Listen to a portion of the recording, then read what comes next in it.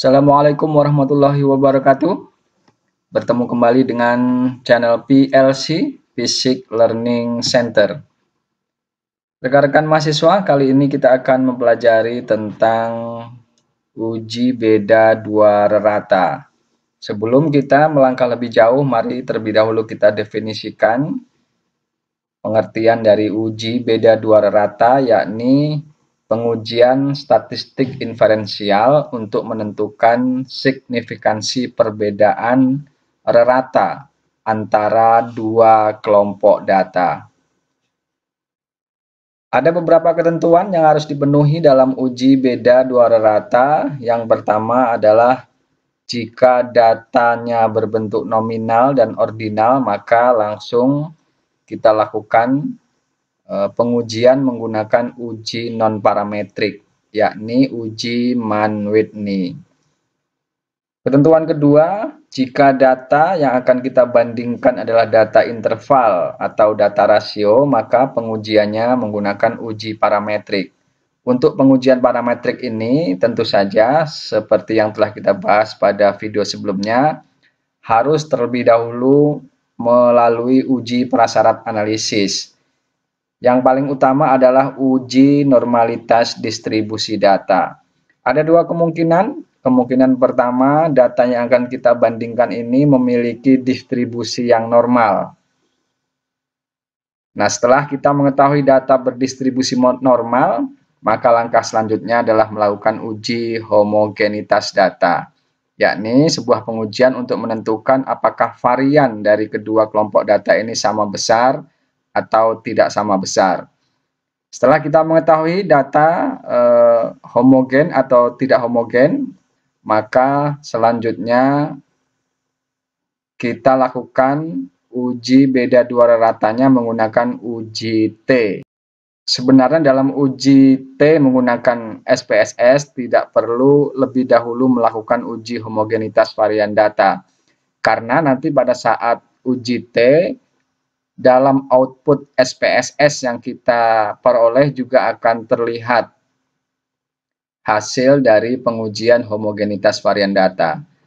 Intinya sebenarnya saat kita melakukan pengujian uji beda dua rata pada uji parametrik ini, maka hal yang paling penting untuk diketahui pertama kali adalah distribusi dari data yang akan kita uji. Jika datanya normal, maka langsung akan kita lakukan menggunakan uji T dengan SPSS.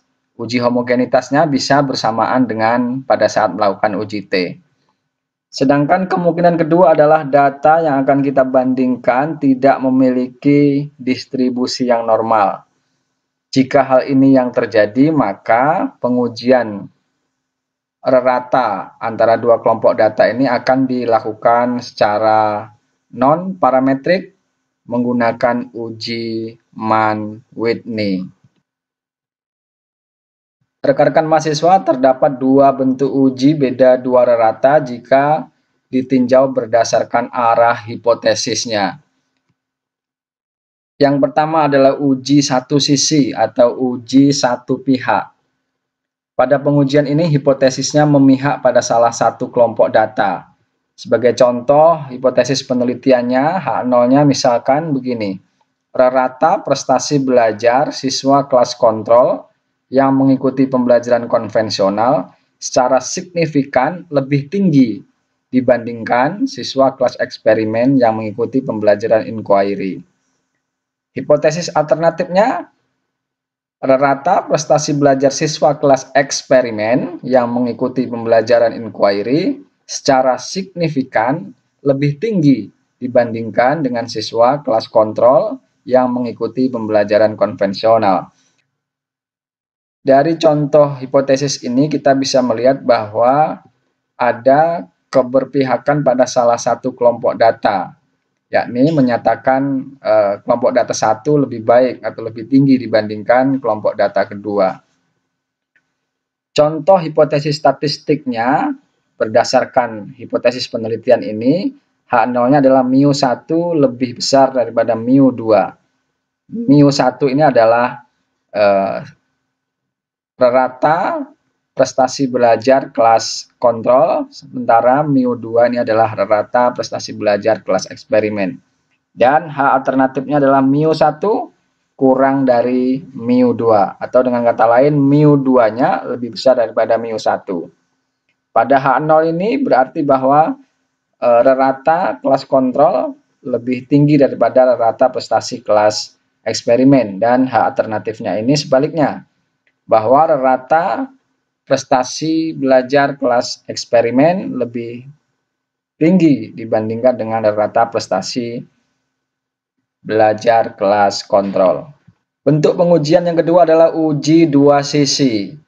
Berbeda dengan uji satu sisi yang memihak pada salah satu kelompok data, maka pada uji dua sisi ini hipotesisnya tidak memihak pada salah satu data. Jadi hanya menyatakan bahwa kedua kelompok data tersebut berbeda atau tidak berbeda. Sebagai contoh, hipotesis penelitiannya H0-nya tidak terdapat perbedaan yang signifikan antara rata prestasi belajar siswa kelas kontrol dan siswa kelas eksperimen. Hipotesis alternatifnya HA, terdapat perbedaan yang signifikan antara rata prestasi belajar siswa kelas kontrol dan siswa kelas eksperimen. Jadi dalam hipotesis ini hanya menyatakan ada atau tidak ada perbedaan yang signifikan. Sehingga jika dituliskan dalam hipotesis statistik, hipotesis penelitian ini menjadi mu1 sama dengan mu2. Mu1 tidak sama dengan mu2. Jadi H0-nya menyatakan tidak terdapat perbedaan atau rata kelas kontrol sama dengan rata kelas eksperimen. Dan HA-nya menyatakan rata prestasi belajar kelas kontrol tidak sama dengan rata prestasi belajar kelas eksperimen. Rekan-rekan mahasiswa, jika didasarkan pada hubungan antar sampel, bentuk uji beda dua rata juga dibedakan menjadi dua. Yang pertama, uji beda dua rata dua sampel dependen, yakni membandingkan dua kelompok data yang berasal dari sampel yang sama. Sebagai contoh, sebuah kelas yang akan kita berikan perlakuan berupa pembelajaran inquiry, namun sebelum kita memulai pembelajaran inquiry, kita berikan pretest terlebih dahulu kepada siswa tersebut. Dan setelah pembelajaran inquiry, kita berikan post-test.